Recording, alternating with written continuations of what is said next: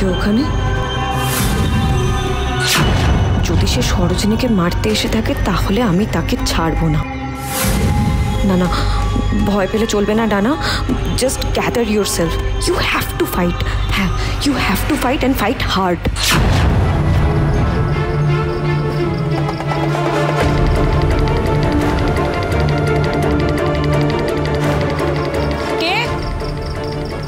কে ওখানে? কে লুকিয়ে আছো?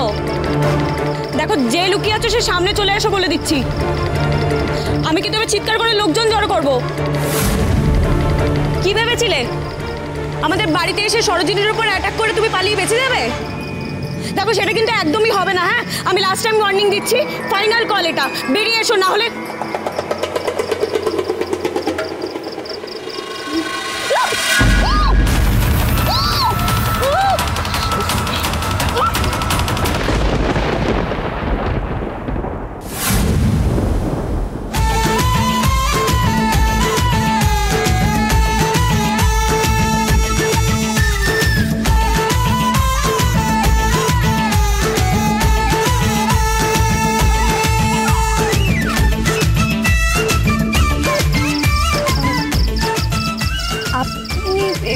এখানে। তার আগে আপনি বলুন, এই মাখন মাখানো ছুরি দিয়ে আপনি আমায় জখম করতে যাচ্ছিলেন?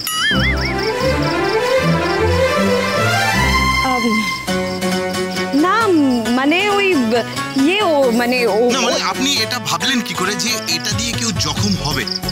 মানে আমার জায়গায় সত্যি যদি কেউ রিপোর্টার দিদিকে হামলা করতে আসতো, সে তো আপনার হাতে ছুরি দেখে আগে দাঁত কিলিয়ে হাসতো। মানে আপনি যে এটা ভাবতে পারেন যে এটা দিয়ে ফাইট করা যায়, এটা ভেবেই যে কেউ হাসত। তবে আপনার সাহস আছে কিন্তু।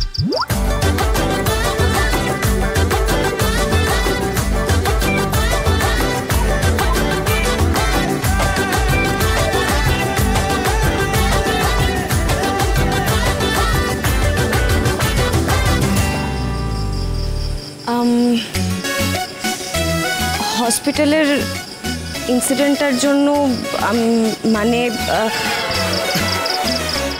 আমি ওই সাহসের কথা বলছি না।